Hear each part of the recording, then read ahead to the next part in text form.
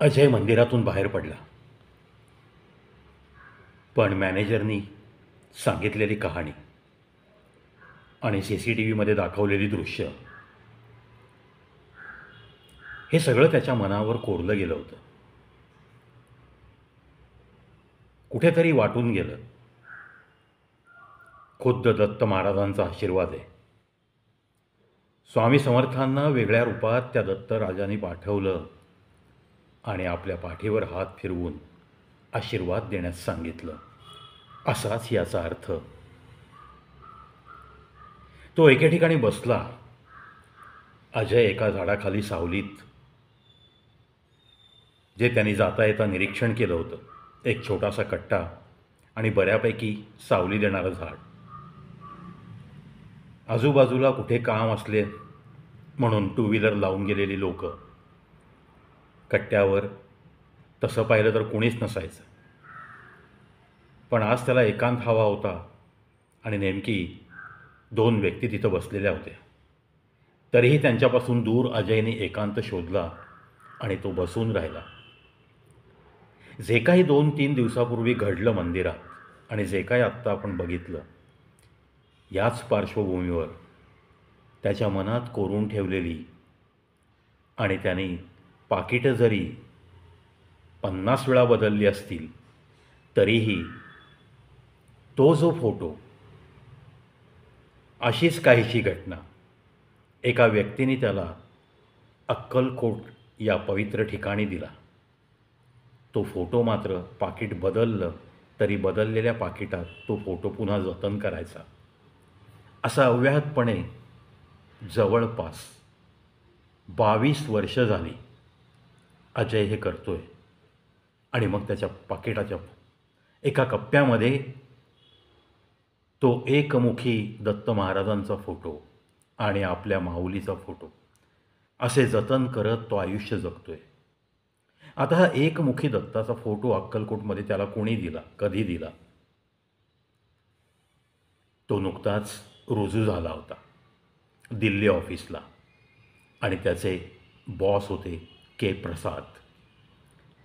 प्रसाद साहेबांची मर्जी अजयवर बसण्यासाठी हार्डली 3 दिवस पुरे झाले.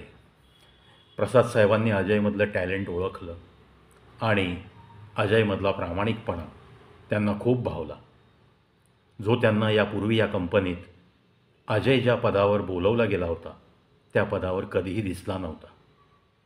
त्यामुळं प्रसाद साहेबांच्या गळ्यातला ताईत अजय असं म्हटलं तरीही चालू शकेल. ह्या प्रसाद साहेबांच्या घरामध्ये सुद्धा थोडंसं स्वामी समर्थांचं महत्त्व, दत्त महाराजांचे भक्त. त्यामुळं रुजू झाल्यानंतरच्या 6 महिन्यात प्रसाद साहेबांनी विनंती केली. आता अजयचा बॉस अजयला सांगतोय की आपल्याला अक्कलकोटला जायचं आहे.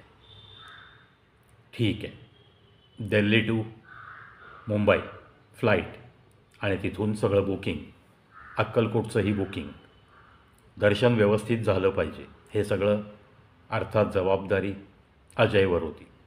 अजयने ती चोखपणे पार पाडली. जेव्हा साहेब आणि त्यांच्या पत्नी ह्या दर्शनाच्या रांगेत उभ्या होत्या तेव्हा अजय आपसुकच थोडासा बाहेर थांबलेला होता. तशी पाहिली तर बाह्य वळण रस्त्याला गर्दी नव्हती, म्हणून थोडीशी पावलं मोकळी व्हावीत आणि आपल्याला थोडंसं मोकळ्या हवेत फिरता यावं म्हणून अजय त्या विभागात गेला. तो भाग तसा शुकशुकाट, अधूनमधून एखादं वाहन जायचं आणि अजयच्या मागं त्यांनी वळून बघितलं तसं कुणीही नव्हतं. समोरून येणारं कुणीही नव्हतं. आणि अचानक समोरून त्याला एक व्यक्ती, तो ज्या बाजूनी चाललाय रस्त्याच्या त्याच्या विरुद्ध बाजूनी येताना दिसली. थोडंसं एकमेकांकडे बघून हसणं झालं. निर्मनुष्य रस्त्यात भेटलेला एक व्यक्ती म्हणून अजयनी पण स्माईल दिलं. जसा अजय हसला तशी ती व्यक्ती रस्ता क्रॉस करून अजयच्या बाजूला आली आणि अजयशी 2-3 शब्द बोलल्यावर दर्शनाला नाही आला आतमध्ये, असं काहीसा प्रश्न त्या व्यक्तीच्या मुखातनं गेला. दर्शनाला आला नाहीस आतमध्ये. आता जर हा तिराहित व्यक्ती असेल, एक माणूस असेल, तर त्याने विचारायला हवं होतं की काय दर्शन झालं का? दर्शनाला गेला होतात का? खूप गर्दी आहे का? पण दर्शनाला नाही आलास आत. हा प्रश्न अजयला थोडासा त्याच्या डोक्यामध्ये चमक निर्माण करून गेला. हां, नाही जाणार आहे ना. अजयची थोडीशी जीभ अडखळली. तसा त्या व्यक्तीने आपल्या वरच्या खिशात हात घातला आणि म्हणाला, काय नाही, केव्हा जायचं तेव्हा जाशील. हा फोटो जतन करून ठेव. कुठेही तुझ्यासोबत असू दे. आयुष्यात काही कमी पडणार नाही. अजयसुद्धा तसा तो भाविक मनाचा, सश्रद्ध मनाचा, दत्तभक्ती त्याच्याकडेही होती. स्वामींच्याबद्दल त्याच्या मनात खूप मोठी श्रद्धा होती. फक्त साहेबांच्या बरोबर आपण कसं दर्शनाला जायचं म्हणून पहिलीच वेळ तो आपले एथिक्स आणि जो काही प्रोटोकॉल असतो तो पाळत होता. अर्थात साहेब आल्यानंतर ते जर आराम करतो म्हणाले, अन्नछत्रमधल्या रूमचं बुकिंग पण होतं. त्यानंतर आपल्याला व्यवस्थित एका तास दर्शन घेता येईल या विचाराने अजय त्यांच्यासोबत गेला नव्हता. त्या व्यक्तीने हा फोटो दिला, एकमुखी दत्त महाराजांचा फोटो. तो फोटो अजयने कपाळाला लावला आणि आपल्या पाकिटात ठेवून दिला. धन्यवाद काका, एवढंच अजय उद्गारला. त्या माणसाने फक्त असा हात केला आणि तो अजय ज्या बाजूनी विरुद्ध दिशेला चालला होता, अजयच्या विरुद्ध बाजूनी त्याच दिशेने तो माणूस चालू लागला. अजयने सहज 5-10 फूट गेल्यानंतर मागं वळून बघितलं तेव्हा अजयला धक्का बसला. कारण फोटो दिलेली व्यक्ती त्या रस्त्यावर कुठेही दिसत नव्हती. ना 10 फुटावर, ना 50 फुटावर. ना रस्त्याच्या उजव्या बाजूला, ना रस्त्याच्या डाव्या बाजूला. आणि नवीन बांधलेला रस्ता, बाकी बाजूला जाण्यासारखं कुठंही काही ठिकाण नाही. त्यामुळं अजय प्रचंड हादरला. एकदा वाटलं की नक्कीच प्रश्न ज्या अर्थाने असा विचारला गेला, दर्शनाला आला नाहीस आतमध्ये, म्हणजेच स्वामी, श्री स्वामी समर्थ या अशा वेगळ्या रूपात आपल्याला येऊन दर्शन देऊन गेले. आणि ही तस्वीर, दत्त महाराजांची तस्वीर, एकमुखी दत्त, हे त्यांनी आपल्याला द्यावं आणि जतन करून ठेव, तुला काही कमी पडणार नाही, असा आशीर्वाद द्यावा. या गोष्टींना कुठे ना कुठे काहीतरी एक आध्यात्मिक अर्थ नक्की आहे हे अजयला जाणवून गेलं. आणि आज या इतक्या दूरवरच्या प्रदेशात, अक्कलकोटपासून दिल्ली, इतक्या दूरवर आपण असूनसुद्धा आपल्याला पुन्हा तसाच अनुभव या दिल्लीतल्या दत्त मंदिरात यावा, या गोष्टींचा अजय बसल्या बसल्या अर्थ लावण्याचा प्रयत्न करू लागला. पण त्याला कळलं की हे मानवी आकलनाच्या पलीकडच्या काही गोष्टी या घडत असतात ठराविक लोकांच्या जीवनात. त्यासाठी श्री स्वामी समर्थांनी मला निवडलं आणि हा दुसऱ्यांदा कृपाशीर्वाद. त्यामुळं तो फोटो जेव्हापासून खिशात आहे तेव्हापासून जर स्वतःचे काही निर्णय सोडले तर तसं काहीही अजयच्या जीवनात वाईट घडलं नाही आहे. आणि खूप महाभयंकर वाईट घडण्यापासून वाचण्यासाठी अजयने एक पराकोटीचा निर्णय घेतला. त्यामुळं त्या निर्णयाबद्दल तो कधीही नशिबाला किंवा दुसऱ्या कुणालाही दोष देत नाही. हा अजयच्या मनाचा एक मोठेपणा आणि त्याची वैचारिक पातळी ही या लेवलची होती. अजयच्या डोक्यात सहज या अक्कलकोटच्या आठवणी येऊन गेल्या आणि या आठवणी तो आत्ता घडलेल्या घटनेशी कशा सुसंगत आहेत असा विचार करत बसून राहिला. अर्थात पापण्या मिटल्या आणि दत्तराजाचा धावा करत तो बसून राहिला. श्री स्वामी समर्थांचा जप करत बसून राहिला. तसा तिथे त्या 2 व्यक्ती पण उठून गेल्या आणि मग फक्त अजयचं त्या झाडाखालच्या कट्ट्यावर राज्य सुरू झालं. एकांत मिळाला. कधीतरी कोणीतरी लावलेली गाडी घेऊन जाण्यासाठी एखाद दुसरा व्यक्ती यायचा. त्यामुळं अजयला खूप मोठी शांतता मिळाली. पुढचे विचार पण डोक्यात चमकू लागले. जर आपल्याला आता उद्या इंटरव्ह्यूला जायचं आहे आणि आज आपल्याला असे अनुभव कळत असतील तर या सगळ्या गोष्टींचा सकारात्मक अर्थ नक्की निघतो. अजयला थोडंसं बरं वाटलं हा विचार करून की आपलं काम नक्की होणार आहे. ज्या गावामध्ये आपल्याला लोकांनी गवऱ्या वेचायला लावल्या त्याच गावामध्ये आपण सेटल व्हायचं आहे आणि फुलं वेचून दाखवायची आहेत. कुणाला दाखवणं हा उद्देश नाही आहे.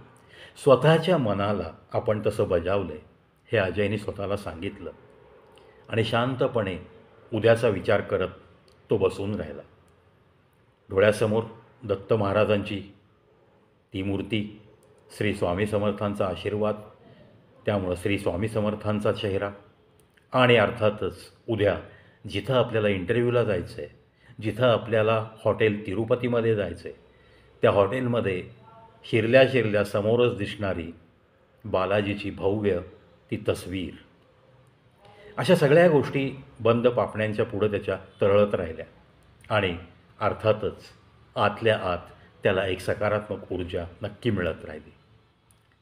अजयला किती वेळ आपण बसलो याचं काही भान नाही.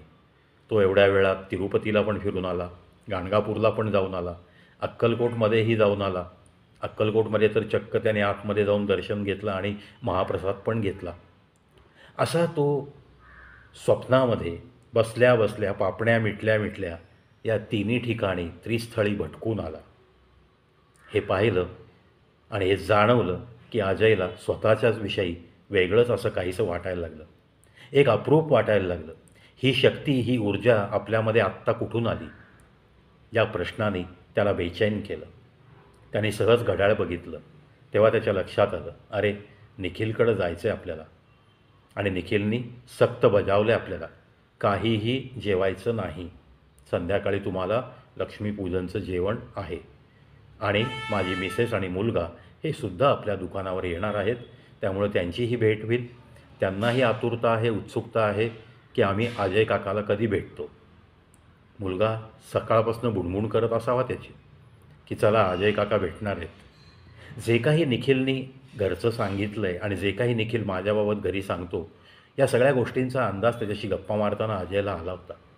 त्यामुळंच त्याचं मन आता पुन्हा निखिलकडं धावलं. पण इतक्या लवकर जाण्यात काही अर्थ नव्हता, म्हणून तो अजून अर्धा तास आपण इथं बसू शकतो म्हणून पुन्हा तो अजय तिथेच अंतर्मुख होऊन बसून राहिला. डोळ्यासमोर तो मॅनेजर, ती त्या स्वामी भक्ताच्या शेजारची व्यक्ती आणि त्या दोघांनी CCTVमध्ये दाखवलेलं दृश्य आणि त्या शेजारच्या व्यक्तीने सांगितलेला इतिहास. ती व्यक्ती किती निस्सीम भक्त होती, किती दत्तभक्ती करायची, कशी स्वामींवरती त्यांची खूप भक्ती होती आणि त्यांना कशी स्वामी कृपा झालेली होती, त्यांना कसं आजूबाजूची माणसं एक देवभक्त म्हणून प्रत्येक कार्यक्रमात बोलवायची आणि ती व्यक्ती जाऊन 8 महिने झाले, त्यानंतर ती व्यक्ती मंदिरात जिवंत दिसते, तुम्हाला आशीर्वाद देते. यामधून काय आहे ते तुमचं तुम्ही ओळखून घ्या आणि खूप मोठी तुमच्यावरती दत्त महाराजांची, स्वामींची कृपा आहे, त्यामुळं तुम्ही फक्त चालत राहा, असा त्यांचा उपदेश अतिशय मित्रत्वाने. या सगळ्या गोष्टी पुन्हा पुन्हा आठवत अजय तिथं अर्धा तास बसून राहिला आणि नंतर तो मात्र निखिलच्या भेटीच्या ओढीने, त्याच्या दुकानाचे लक्ष्मीचं पूजन, त्यामध्ये सहभाग नोंदवण्याच्या दृष्टीने आणि निखिलच्या घरचे सगळे भेटणार आहेत या उत्सुकतेपोटी अजय तिथून उठला आणि निखिलच्या त्या भेळेच्या, पाणीपुरीच्या, त्या आपला पहिला अन्नदाता निखिल, आपला छोटा भाऊ, याच्याकडं तो खूप प्रेमाने निघाला. चालत जाण्यासाठी योग्य वेळ अशी त्याने निवडली आणि अर्ध्या पाऊण तासात तो पोहोचेल अशा बेतावर तो होता. चला पाहूयात निखिलच्या त्या लक्ष्मीपूजनात नक्की काय काय झालं, याला कोण कोण भेटलं, तिथं त्याची कशी ओळख करून दिली निखिलनी, आलेल्या प्रत्येक व्यक्तीला तो कसा अभिमानाने सांगत होता, वगैरे गोष्टी पुढच्या भागात. पाहत राहा, ऐकत राहा. सर्व संपलं असं कधीच होत नसतं. ही कथा लिहिली आहे मी स्वतः, प्रवी. सादरीकरण तुमच्यासमोर मीच करतो आहे. चॅनलचं नाव कवी प्रवीज शो यूट्यूब चॅनल. मित्रांनो, कथा कशी वाटते आहे, या कथेमधनं तुम्ही काय मिळवलं, या सगळ्या गोष्टींचा ओहापोह कॉमेंट बॉक्समध्ये केलात तर या लिहिणाऱ्या व्यक्तीला आणि सादर करणाऱ्या व्यक्तीला थोडंसं प्रोत्साहन मिळेल. किसी भी कलाकार के लिए ये हौसला अफजाई जो आप लोग करते हो ना, वही तो एक ख़ास चीज़ होती है उसके लिए। और उसी के बलबूते पे वो तो बस चलते रहने की कसम खाते रहता है। आशा करतो तुम्ही नक्की ही कथा मन लावून ऐकाल आणि लोकांना ऐकवण्यासाठी शेअर करत राहाल. याच अपेक्षेसह या व्हिडिओतून इथंच थांबतो आणि चलतो मित्रांनो.